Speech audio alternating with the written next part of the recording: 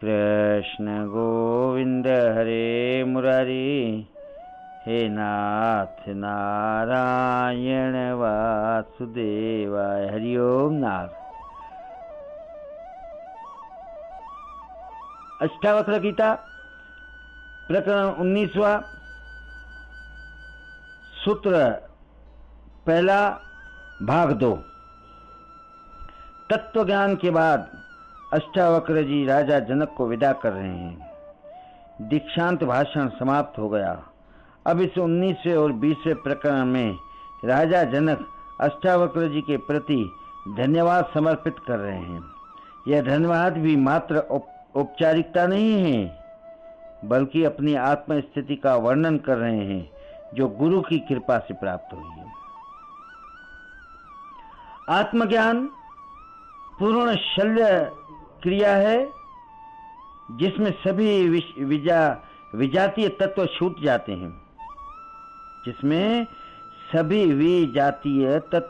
जाते हैं, एवं शुद्ध आत्मा ही बचा रहता है जो स्वयं का है। जिस प्रकार भट्टी में गलाकर एवं अन्य विभिन्न प्रक्रियाओं द्वारा सभी की मिलावट को निकालकर शुद्ध स्वर्ण प्राप्त किया जाता है। फिर से पढ़ते हैं। जिस प्रकार भट्टी में गलाकर एवं विभिन्न प्रक्रियाओं द्वारा सभी प्रकार की मिलावट को निकालकर शुद्ध स्वर्ण प्राप्त किया जाता है, ऐसी ही आत्मज्ञान की प्रक्रिया है। जहाँ अज्ञान जनित सभी संस्कारों का परिशोधन हो जाता है एवं आत्मा रूपी स्वर्ण प्राप्त हो जाता है।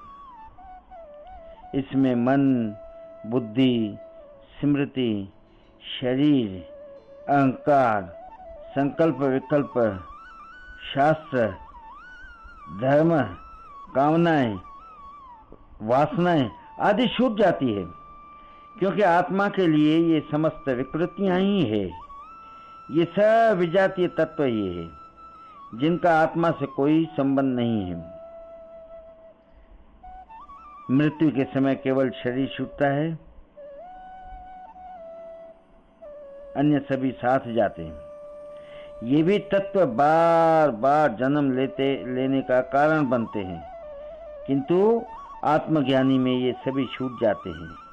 इसीलिए आत्मज्ञान को महामृत्यु कहा है। इसके बाद जो शेष रहता है वही स्वयं का है, उसी का नाम आत्मा है। मनुष्य की मुख्य बीमारी है विचार। विचारों से ही उसके कृत्य होते हैं। विचार ही मृत्यु के बाद साथ जाते हैं। इन्हीं से पुनर्जन्म होता है।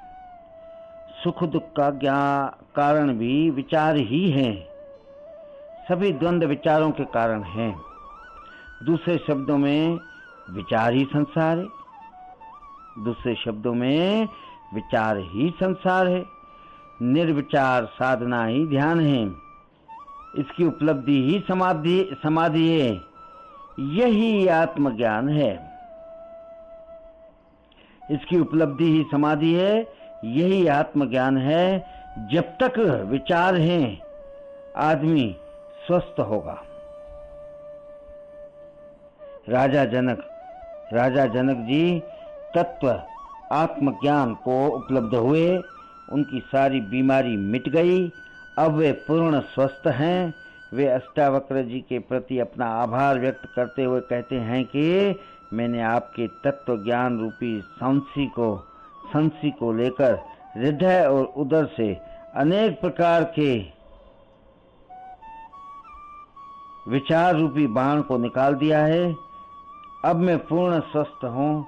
विचार ही आत्मज्ञान में बाधक है। ये ऐसी तरंगें हैं जिनसे चित्त में आत्मा का बिंब नहीं दिखाई देता। विचार शून्यता ही उपलब्धि की कुंजी है। विचार भटकाने वाले हैं। आत्मा विस्मृत मात्र है। उसे निर्विचार स्थिति से ही पुनः सिमरण में लाया जा सकता है।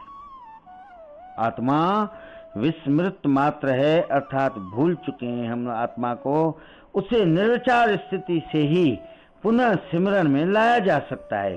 श्री कृष्ण गोविंद हरे मुरारी, हे नाथ नारायण वासुदेवाय, हरि ओम नारायण।